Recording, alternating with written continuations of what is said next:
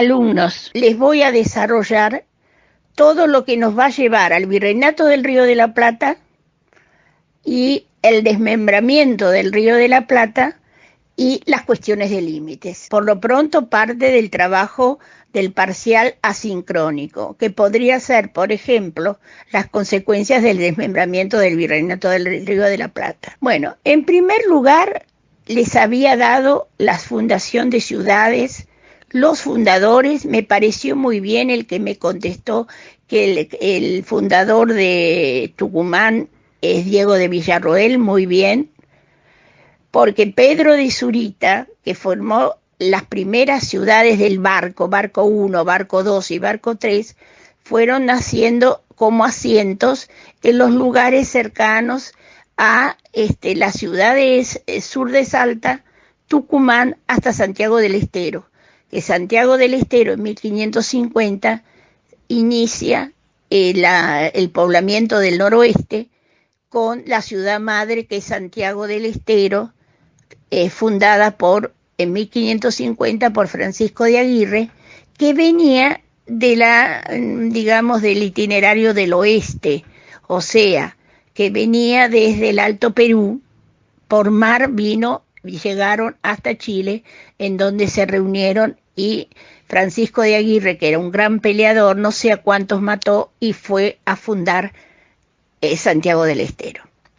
Pero yo había comenzado con la llegada de la corriente colonizadora del Este, que recién se hace exitosa esta empresa que traía a Pedro de Mendoza, enfermo, muy enfermo. Él estaba buscando el Palo Santo y Piretro, y fundan los Altos de San Pedro el 2 de febrero de 1536, lo que va a ser el primer asiento de la ciudad de Buenos Aires, que tengo entendido que él no lo hizo.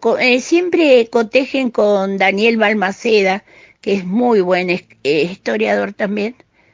Bueno, y ahí se fundó el primer asiento. Después, al tiempo, Pedro de Mendoza envía a su hermano Diego de Mendoza y forma la Candelaria en el Chaco, buscando lo que ellos se habían confundido mucho, porque nosotros no tenemos riqueza de oro y plata. Nosotros es una llanura, que después lo vamos a comprobar cuando se crea el Virreinato del Río de la Plata, que la idea era tener un virreinato agrícola-ganadero. Bueno, esta corriente colonizadora va a dirigirse de Buenos Aires a Asunción, y ahí se funda Asunción de la Virgen, que es la ciudad madre para esta corriente colonizadora.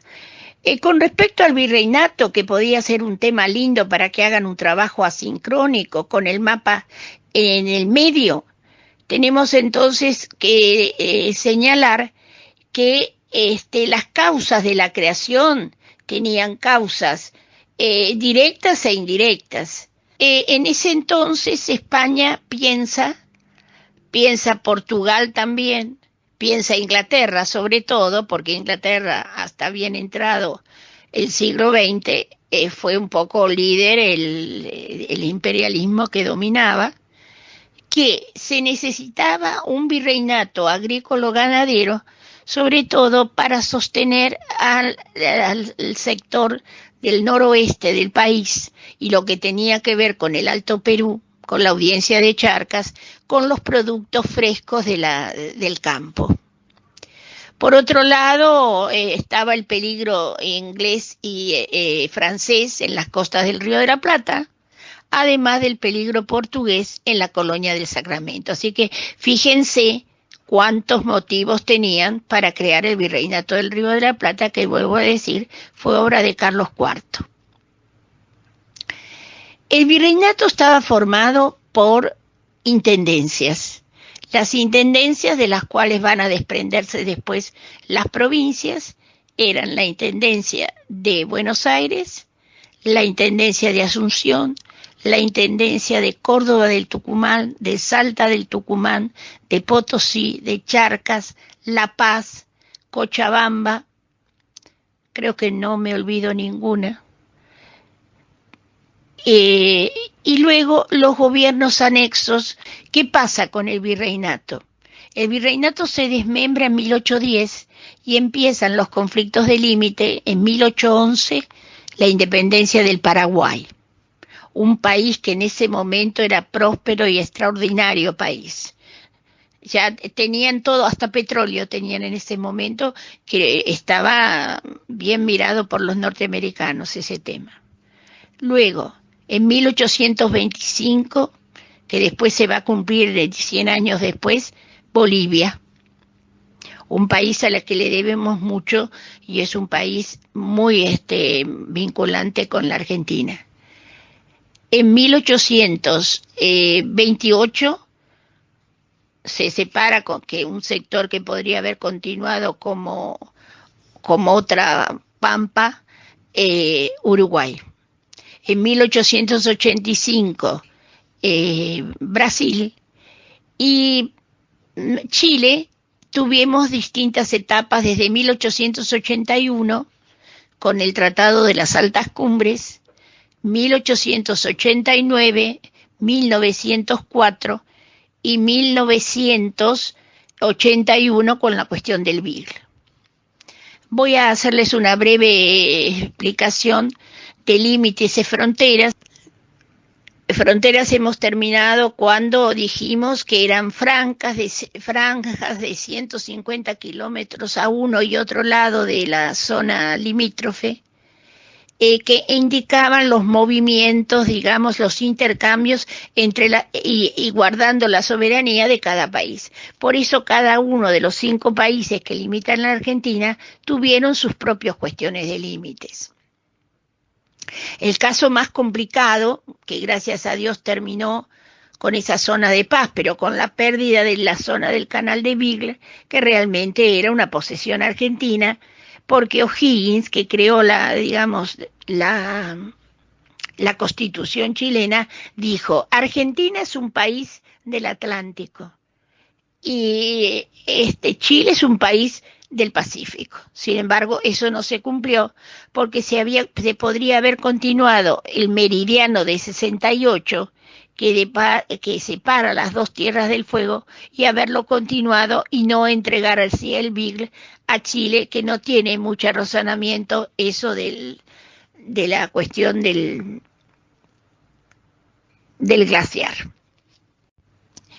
Entonces, tenemos en el caso Paraguay, que lauda Mr. Hayes, se escribe Hayes pero se pronuncia Hayes, tenemos la pérdida del Chaco Boreal en 1876, la pérdida de islas en el curso del río Paraná, Talavera y Yacyretá, que después la recupera para el tema de la posesión paraguaya, fue el emprendimiento binacional de Yacyretá. Después, las islas de Cerrito, Apipé Grande y Apipé Chica quedaron para Argentina, pero del río Pilcomayo pierde la parte norte del centro del río Pilcomayo, porque es un río que ahí se abren lagunas y pantanos. Entonces laudaron a favor de Paraguay, quedando el límite el brazo sur del río Pilcomayo. No tenemos cuestiones con Paraguay, al contrario, tenemos una espléndida relación porque ellos utilizan toda la cuenca hidrográfica del Paraná. ¿Por dónde salen si no? Los productos paraguayos. Estos dos estados, Bolivia y Paraguay, resultaron tapones. Bueno, con respecto a Brasil, perdimos el sector de las misiones jesuíticas, comprendidos, creo que ya se los dije, los ríos eran entre el río Pepiriguazú, Pepiriminí, San Antonio Guazú y San Antonio Miní, que eran las zonas de las misiones jesuíticas, que eran 85.000 kilómetros cuadrados que perdimos porque laudó el presidente también de Estados Unidos a favor de Brasil. En la zona que ustedes van a ver del río Iguazú y estos ríos que lo limitan por el sur. En el caso de Uruguay, el gran problema desde 1910 hasta 1974, que se firma el tratado Perón-Bordaberry, el río se mantenía en un statu quo que era, bueno, dejar pasar, dejar hacer.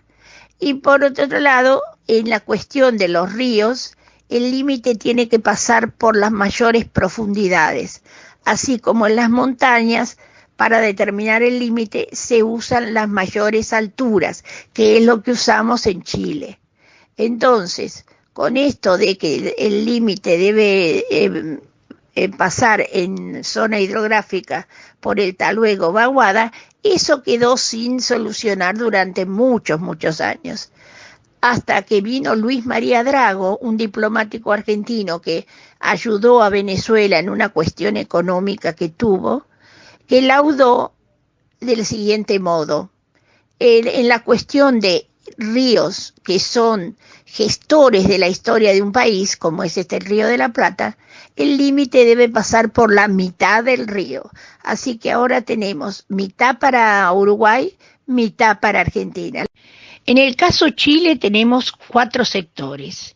El primer sector, que va, es el punto tripartito norte hasta el Paso de San Francisco. Ahí esa zona debemos gran parte a la ayuda que nos dio Bolivia, que como le cedió la Argentina Yacuiba y Tarija, porque los bolivianos quisieron a Tarija y a Yacuiba en su territorio, nos cedió parte de la Puna de Atacama, pero la que tuvo que pedir perdón también, porque Chile fue muy, le quitó mucho a Bolivia, le quitó la salida al Pacífico, una cosa terrible para una economía que está creciendo. Bolivia le cedió la Puna de Atacama, que eran 120.000 kilómetros cuadrados, de los cuales recibimos 90.000 cuando se formó el Estado boliviano en el 1925 con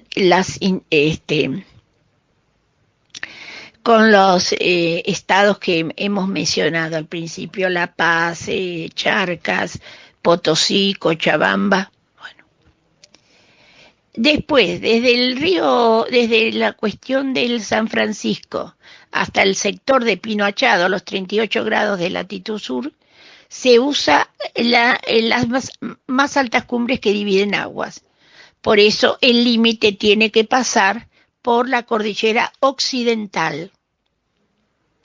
No puede usarse la cordillera frontal, que después yo cuando les dé el relieve, ustedes van a entender que la occidental está más al oeste, por supuesto, y la frontal u oriental está al este, y es la que lleva para nosotros las mayores cumbres. Pero el tratado dice las más altas cumbres que dividen agua, y la cordillera frontal no divide aguas, pero por eso tenemos el Aconcagua con nosotros. El tercer sector es el sector que va de Pino Achado a Punta Dúngenes. Y ahí hubo que hacer una serie es una frontera más baja, pero dividida porque tiene lagos importantísimos que están en el límite, por lo cual el límite pasa por la mitad del lago, y después hay montañas, que todo eso son efectos de la glaciación, por lo cual era difícil determinar el límite. Pero ahí laudó Eduardo de York en 1943, y también actuaron muchos filántropos argentinos para ayudar a decidir esa zona. Como el Perito Moreno, por eso el lago se llama así, Perito Moreno. Fue un gran argentino el Perito Moreno. Y después tenemos en 1981 la cuestión del Vil, que sinceramente perdimos un territorio que no debíamos haber perdido, porque debió haberse continuado el meridiano de 38 y determinar bien los sectores. Bueno, escuchen, todo esto lo mandan a un mapa. Después de un mapa lo mandan al Classroom. Y van preparando una idea de qué trabajo quisieran hacer asincrónico. Les mando un cariño grande, les pido disculpas por hoy, pero quisiera que trabajaran un poco más, porque yo hago todo lo que puedo para que ustedes tengan material. Gracias, un beso grande a ustedes.